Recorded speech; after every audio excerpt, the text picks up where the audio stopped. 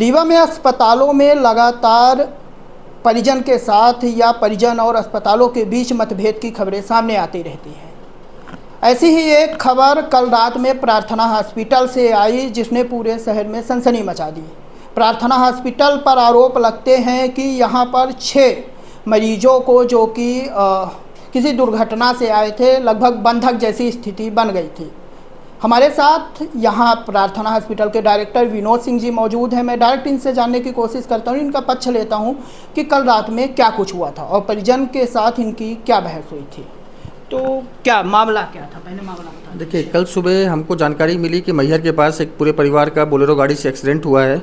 Accident के बाद जैसे ही हमको जानकारी मिली कि पेशेंट आ रहे हैं, हमारे सारे डॉक्टर्स की टीम, चाहे एमडी मेडिसिन हो, चाहे ऑर्थोपेडिशियन हो, चाहे न्यूरो सर्जन हो, यूरो सर्जन हो, ये सारी टीम हमने अलर्ट करके रखी थी। जैसे ही मरीज आते हैं, अच्छी बात ये थी कि इसमें से कोई भी मरीज़ ऐसा नहीं था कि जो बहुत ज़्यादा क्रिटिकल हो या बहुत ज़्यादा गंभीर चोटें हों। इसके बाद प्राइमरी ट्रीटमेंट किया गया मरीजों का। प्राइमरी ट्रीटमेंट करने के बाद उसमें से 4 मरीजों की स्थिति स्टेबल थी, तो उनको जनरल वार्ड में एडमिट किया गया। 2 मरीजों को आईसीयू में एडमिट किया गया ऑब्जर्वेशन के लिए, कि उनकी पेशाब नहीं आ रही थी। बाद में जांचों से पता चला कि उनके ब्लैडर, जो पेशाब की थैली है, वहाँ पे इंजरी थी और थोड़ी सी हल्का सा सिर में चोट थी। उनको आईसीयू में एडमिट किया गया। आईसीयू में एडमिट करने के बाद उनका प्रोटोकॉल के हिसाब से पूरा ट्रीटमेंट किया गया। ट्रीटमेंट करने के बाद बाकायदा पुलिस को जानकारी भेजी गई कि हमारे यहाँ ये 6 ट्रॉमा के पेशेंट आए हुए हैं, इनको ये गंभीर चोटें हैं। इसके बाद तकरीबन 10 बजे के आसपास परिजनों का ये कहना था कि हमारे जो मरीज़ ज़्यादा सीरियस नहीं है, उनको हम ले जाना चाह रहे हैं। सीधी या सिंगरौली के कहीं की घटना रहने वाले थे। उसके बाद उनके द्वारा ये बोला गया कि हम इतना पैसा नहीं देंगे, आप नाजायज़ पैसा ले रहे हैं, ये कर रहे हैं, वो कर रहे हैं, ये पैसा ना देना पड़े, इसके लिए तमाम तरीके के हंगामे किए गए। हंगामा करने के बाद कई अब नाम नहीं बताना चाहूँगा, कई लोगों से फ़ोन करवाया, सोर्स लगवाया। हमने सबको यही बताया कि देखिए महोदय, एकदम जेन्युइन ट्रीटमेंट हुआ है, अस्पताल के अपने खर्चे होते हैं, दवाइयाँ लगती हैं, तो इतना पैसा उनको देना पड़ेगा। जो आए थे, मरीज आए थे, दुर्घटनाग्रस्त हुए थे, तो उनमें से कितने की कंडीशन ऐसी थी, एम्बुलेंस के थ्रू आए थे, जो लग रहा था कि इनकी जो उपचार होने वाला है वो ज़्यादा खर्चे हो सकते हैं?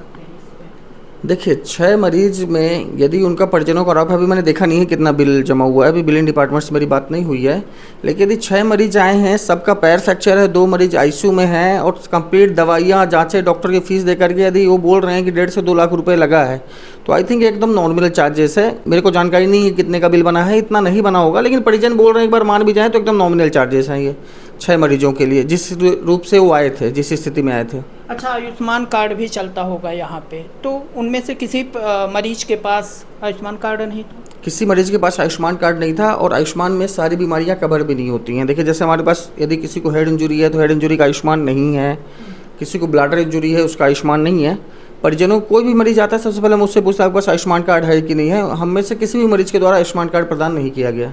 6 मरीज जो आए थे एम्बुलेंस के माध्यम से आए थे या किसी प्राइवेट गाड़ी से आए थे? एम्बुलेंस के माध्यम से आए थे। सरकारी एम्बुलेंस? नहीं, प्राइवेट एम्बुलेंस ले गया था। तो कौन लाया था? आपके ही हॉस्पिटल में कैसे आए? रीवा में कई हॉस्पिटल हैं। देखिए, तो अपने अपने अस्पताल की रेपुटेशन की बात है, यदि हमारी रेपुटेशन अच्छी होगी तो मरीज आएंगी। नहीं, लेकिन वो दुर्घटनाग्रस्त थे, परिजन लेकर आए थे या कोई दूसरा लेके आया था? सवाल देखिए, सबसे पहले वो आई थिंक संजय गांधी गए थे। संजय गांधी के बाद उनको वहाँ का, जहाँ तक परिजन का कहना है, मुझे जानकारी नहीं, फिर संजय गांधी से वो अपनी प्राइवेट एम्बुलेंस करके यहाँ आए थे, ऐसा उनका कहना है। लेकिन मुझे जो जानकारी मिली कि प्राइवेट एम्बुलेंस डायरेक्ट उनको प्रार्थना हॉस्पिटल लेके आई थी। तो जो बहस हुई है, मेन बहस पे जाते हैं, तो परिजन का आरोप है कि बंधक बनाया था, मतलब जो मरीज थे वो ठीक थे, उन्हें छोड़ देना चाहिए था, और काफ़ी बिल, मतलब जो बिल 10,000 20,000 में हो जाना था वो लाख रुपए तक पहुंच गया। तो देखिए, क्या होता है कि परिजन के हिसाब से अस्पताल का बिल नहीं बनता है। परिजन तो ये चाहता है कि फ्री में इलाज हो जाए, लेकिन फ्री में नहीं कर पाएंगे। जो भी जेन्युइन डिस्प्ले में रहता है, जो भी दवाइयाँ लगी, एक एक चीज़ का बिल दिया गया है, एक एक डॉक्टर देख रहे हैं, उनकी फ़ीस लगी हुई है, तो परिजन के हिसाब से अस्पताल का बिल कैसे बन सकता है? अस्पताल के जो अपने खर्चे हैं, अस्पताल का जो है, तो अस्पताल तो अपने हिसाब से बिल बनाता है। परिजन के हिसाब से परिजन को तो ये लगता है कि फ्री में इलाज होना चाहिए, पर वैसा नहीं कर सकते प्राइवेट में। तो जब मरीज आया था तो तुरंत आपने एडमिट किया था या पहले पैसे जमा करवाए? देखिए, सबसे पहले तो मरीज़ का प्राइमरी ट्रीटमेंट करते हैं। प्राइमरी ट्रीटमेंट करने के बाद कैजुअलिटी में कि एकदम मरीज़ को कि प्रारंभिक उपचार मिले। प्रारंभिक उपचार मिलने के बाद जैसे फ्लूइड लगाना है, दर्द की इंजेक्शन देने हैं, बेसिक ट्रीटमेंट देने के बाद मरीज़ के एडमिशन की प्रक्रिया पूरी की जाती है। उसके बाद एडवांस जमा कराया जाता है। एक आरोप ये भी लग रहा है कि आपने पुलिस को इन्फॉर्म नहीं किया था। इन केसों में पहले पुलिस को जानकारी देनी होती है, साथ में ट्रीटमेंट चलता है। नहीं, ये गलत है। सबसे पहले कोई भी गंभीर मरीज आए तो सबसे पहले उसकी जान बचाने की कोशिश की जाती है, उसके बाद पुलिस की जानकारी दी जाती है और पैरेलल चलता है। सबसे पहले मरीज को देखेंगे कितना गंभीर है, कहाँ कहाँ चोटें लगी हैं, पूरी चोट का ब्यौरा देना पड़ता है, पूरे आइडेंटिफिकेशन मार्क का ब्यौरा देना पड़ता है। बाकायदा एक MLC की शीट होती है, उसमें पूरी फिलिंग करने के बाद पुलिस को लिखित में जानकारी जाती है। आपने 3000 रुपये MLC चार्ज तय किया है, उसमें क्या क्या शामिल है? उसमें MLC चार्जेस पूरे शामिल है। MLC भरी जाती है, डॉक्टर्स की फ़ीस उसमें रहती है, जो डॉक्टर कोर्ट में जाएगा उसकी फ़ीस पूरी रहती है, ये सारी चीज़ें इंक्लूडेड रहती हैं उसमें। क्या पुलिस आई थी इस विवाद के बाद या फिर जब भर्ती हुए थे उसके बाद? देखिए, इसकी जानकारी मुझे नहीं है, लेकिन मुझे ये है कि इसके बाद जब अस्पताल में मरीजों का बिल को लेकर हंगामा था तो समान थाने में मुझे लगता है परिजन गए थे। इसके पुख्ता सबूत तो मेरे पास नहीं है या मैं नहीं कह सकता, लेकिन परिजन थाने में गए थे और ऐसी जानकारी मिल रही है जब तक मैं घर जा चुका था कि पुलिस यहाँ पे आई थी। पुलिस आई थी तो परिजन पैसा जमा किए या बिना जमा के किए? नहीं, परिजन ने पैसा जमा किया। इलाज कराए हैं तो पैसा क्यों नहीं जमा करेंगे? इलाज कराए हैं तो पैसा जमा करना पड़ेगा। और रही बात जो बंधक बनाने की है, तो अस्पताल में मरीज को बंधक कैसे, बंधक बनाने का मतलब है आपने जोस्ती पकड़ रखा है, बांध रखा है, बंधक जैसी कोई स्थिति रहती नहीं। हम तो ये कहते हैं कि आप बिल जमा करो और चले जाओ यहाँ से। यदि ऐसा है बंधक बनाने जैसी तो कोई बात नहीं होती। हाँ, यदि मरीज का बिल पेंडिंग है तो हम मरीज को कैसे जाने दे सकते हैं? एक बार मरीज अस्पताल चला गया उसका बिल कौन भरेगा? लेकिन ये पहला केस ऐसा नहीं है। इस हॉस्पिटल के अनेकों केस ऐसे आते हैं, आए दिन मरीज के परिजन या मरीजों के साथ ऐसी घटनाएं आती हैं, तो क्या रीजन हो सकता है? देखिए, ये सिर्फ हमारे अस्पताल की समस्या नहीं है, लगभग सारे अस्पताल में समस्याएं होती रहती है। मैं किसी अस्पताल का पर्टिकुलर नाम नहीं लूँगा। सारे अस्पताल में क्या होता है, इलाज कराने के बाद परिजन तो बेचारा परेशान रहता है। उसके जो रिश्तेदार अड़ोसी पड़ोसी आते हैं मदद के नाम पर के 1000 रुपये भी देने को तैयार नहीं है, लेकिन ये अपना दबदबा बनाने के लिए कि हाँ हम तुम्हारा बिल माफ़ करा देंगे, हम छूट करा देंगे, हंगामा करते हैं। जो परिजन के मेन अटेंडर हैं, जो इलाज कराने आए हैं, जो पैसा जमा करते हैं, 99% उन लोग एकदम शांत रहते हैं। उन लोग बाकायदा रिक्वेस्टिंग में बात करते हैं कि डॉक्टर साहब देखिए जितना गुंजाइश हो जाए करते हैं। हम लोग करते भी हैं। ये जो उनके साथ आते हैं थोड़ी सी दबदबा बनाने के लिए कि हम ये करा देंगे, इस टाइप के लोग इन लोग हंगामा करते हैं और सारे अस्पतालों में हंगामा करते हैं। सिर्फ हमारे अस्पताल की बात नहीं है। उनकी मदद की बात आए तो 5 रुपये देने को तैयार नहीं होते। एक ब्लड डोनेशन के लिए मैं बोल देता हूँ, यहाँ पे मैंने देखा है कि 50 की भीड़ खड़ी, मैंने बोला 2 ब्लड की जरूरत है तो ये भीड़ तुरंत गायब हो जाती है। कोई बीमार हो जाता है, कोई कुछ हो जाता है, तो ये 10, 15, 20 मिनट के लिए अपना दबदबा बनाने के लिए कोशिश करते हैं। खैर, इन चीज़ों से अस्पताल को कोई फ़र्क नहीं पड़ता।